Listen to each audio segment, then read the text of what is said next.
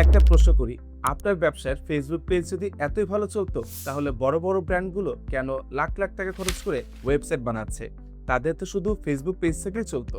আসলে ফেসবুক এবং ওয়েবসাইট দুটোই গুরুত্বপূর্ণ, তবে দুটোর কাজ এক নয়।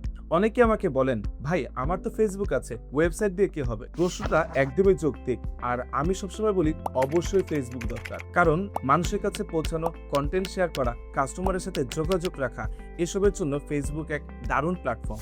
একটা বাস্তব উদাহরণ দিই। ধরুন আপনি একটা বিজ্ঞাপন দিলেন, সেই বিজ্ঞাপন দুজন দেখলো। প্রথমজন আপনার ফেসবুক পেজে গেল, সে সেখানে গিয়ে কিছু ছবি, আপনার কিছু কন্টেন্ট এবং কিছু ভিডিও দেখলো। এতে করে সে আপনার ব্যবসা সম্পর্কে প্রাথমিক একটি ধারণা পেল। আর দ্বিতীয়জন আপনার ওয়েবসাইটে ঢুকলো, সেখানে আপনার সার্ভিস, পোর্টফোলিও, এফএকিউ এবং কন্ট্যাক্ট ইনফরমেশন সবকিছু সুন্দরভাবে সাজানো পেল। এখন বলুন তো, কে আপনার ব্যবসাটাকে বেশি প্রফেশনাল মনে করবে? বেশিরভাগ ক্ষেত্রে দ্বিতীয়টিকে, কারণ ফেসবুক মানুষকে আপনার সঙ্গে পরিচিত করে, কিন্তু ওয়েবসাইট সেই আগ্রহকে বিশ্বাসে পরিণত করতে সাহায্য করে।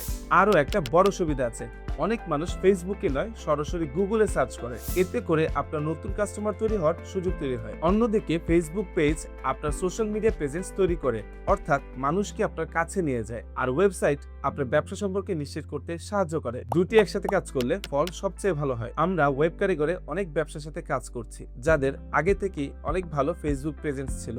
তারা ওয়েবসাইট যোগ করার পর তাদের ব্যবসাকে আরো প্রফেশনাল ভাবে মানুষের কাছে উপস্থাপন করতে পেরেছে। তাই বিষয়টি ফেসবুক নাকি ওয়েবসাইট এমন নয়, বরং ফেসবুক এবং ওয়েবসাইট, একটি আপনাকে মানুষের কাছে পৌঁছে দেয়, আর অন্যটি সেই মানুষকে আপনার ব্যবসার প্রতি আস্থা তৈরি করতে সাহায্য করে।